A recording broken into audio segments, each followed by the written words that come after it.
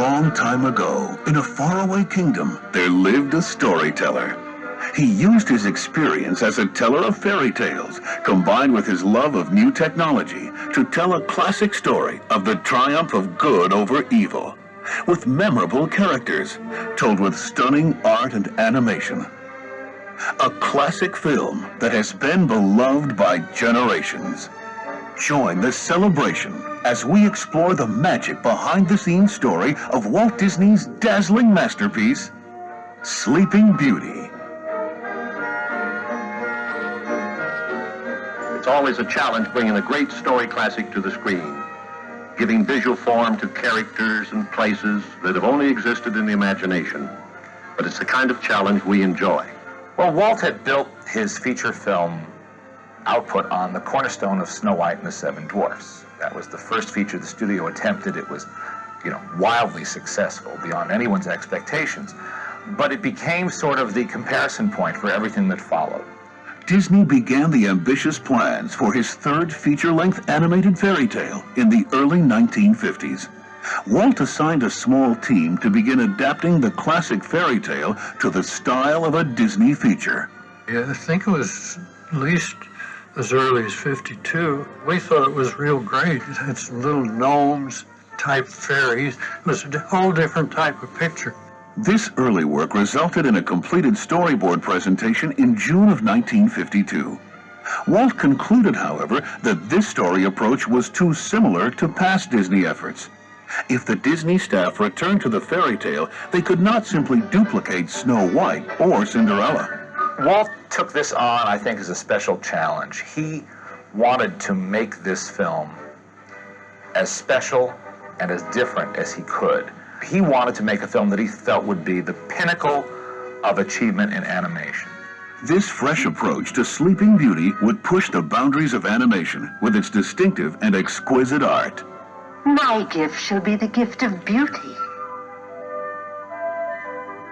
They wanted to look different from any other film they had made before, and in this they were aided immeasurably by a very gifted artist named Eyvind Earle, who came up with a very stylized and modern look for the film. I came to work for Disney's in 1951, more than 10 years after I first tried to get into the studio. Of course, it was the greatest job in the whole world for me, and I remember Walt saying, "Let's see what Eyvind can do." In searching for a style for a cartoon feature, many considerations are necessary. For one thing, it must be more than merely pleasing to the eye. The backgrounds must harmonize with the animated characters, as well as fit the mood of the story and the music. Sleeping Beauty is a fairy tale that is supposed to have taken place long, long ago. So we did a great amount of research into medieval painting and architecture before we arrived at the right styling for this picture. Eyvind Earle's unique and modern graphic style perfectly realized Walt's desire to create what he called a moving illustration. I've always been influenced by pre-Renaissance, medieval, Gothic, and here's a movie based on that period of time.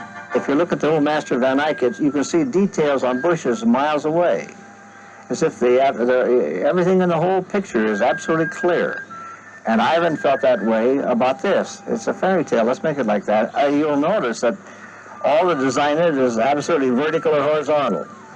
Everything in it is based on these two juxtapositions, these two planes, including the characters. I first started with the old medieval artists and almost everything that was Gothic. The tapestries were perfect examples of how foregrounds ought to be.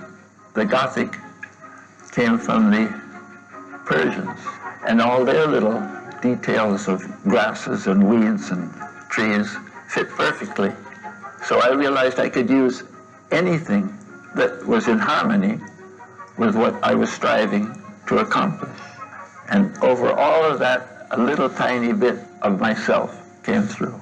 I think in order to appreciate the complexity of the art and the amount of work that was done, you'd have to mount a museum exhibition to be able to study it. Walt's team of experienced animators faced a particular challenge, making their characters live believably within this highly stylized world. It's always been said the toughest thing to sell to an audience in an animated film is a believable human figure. And Mark Davis was the champion of female figures at Disney. Every one of these films that we did has kind of a style all of its own. We had decided to do Sleeping Beauty as what Walt called a moving illustration, so we did a style in there that was different from any other Disney film. We stylized the drawing of Briar Rose. They never want me to meet anyone. And just before we say goodbye, he takes me in his arms. And then I wake up. I had a young woman do some live action reference for me. Her name was Helene Stanley. She did the dances and this sort of thing, which you could do on your own, but that's doing it the hard way. Why not have something you could refer to? The climactic battle between Prince Philip and the dragon was also intricately choreographed in live action for use as a reference by the animators. It is shown here for the first time in footage reconstructed from the only surviving still photos of the live action. Up this way!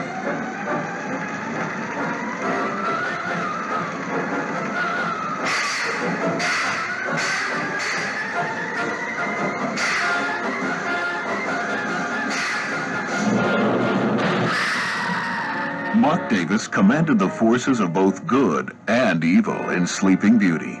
He also supervised the design and animation of the cruel and elegant Maleficent. I looked through books of the Middle Ages and so on. Then I found some figure that was kind of a religious nature, but a part of the gown were these kind of medallions of red, and they had a look of flames, and I thought, gee, that's a good idea. And then, since she was kind of evil, I decided, well, the horns of the devil wouldn't hurt, so I put the horns on. And then around her neck, kind of like bat wings. To give Maleficent a powerful voice to match her evil character, Walt Disney personally suggested actress Eleanor Audley, who had brought Cinderella's wicked stepmother, Lady Tremaine, to chilling vocal life. Well, Eleanor Audley was a fine actress. There's a lot of the facial look that I put into Maleficent that really is Eleanor Audley.